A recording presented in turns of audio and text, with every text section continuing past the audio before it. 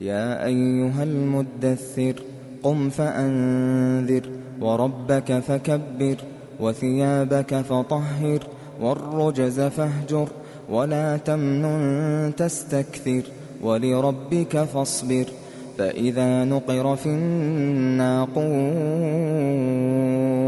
فذلك يومئذ يوم عسير على الكافرين غير يسير ذرني ومن خلقت وحيدا وجعلت له مالا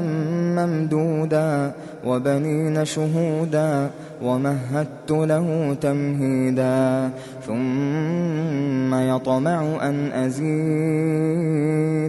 كلا إنه كان لآياتنا عنيدا سأرهقه صعودا إنه فكر وقدر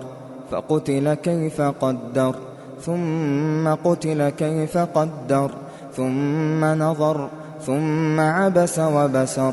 ثم أدبر واستكبر فقال إن هذا إلا سحر يؤثر إن هذا إلا قول البشر سأصليه سقر وما أدراك ما سقر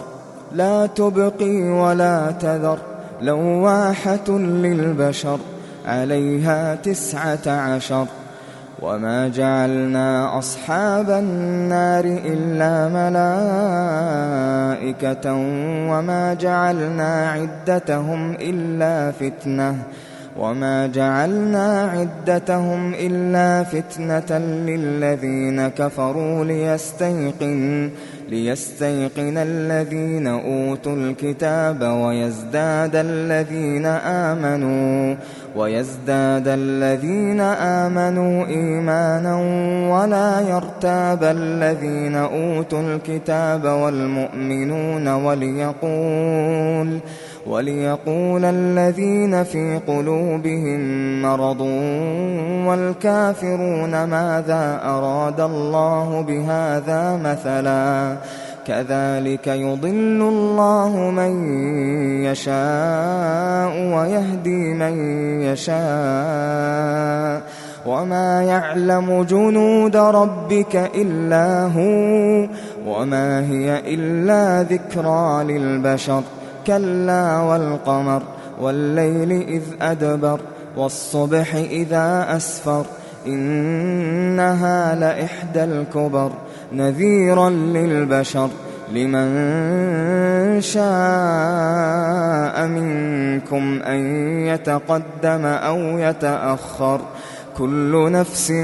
بما كسبت رهينة إلا أصحاب اليمين في جنات يتساءلون عن المجرمين ما سلككم في سقر قالوا لم نك من المصلين ولم نك نطعم المسكين وكنا نخوض مع الخائضين وكنا نكذب بيوم الدين حتى أتانا اليقين فما تنفعهم شفاعة الشافعين فما لهم عن التذكرة معرضين كأنهم حمر مستنفرة فرت من قسورة بل يريد كل امرئ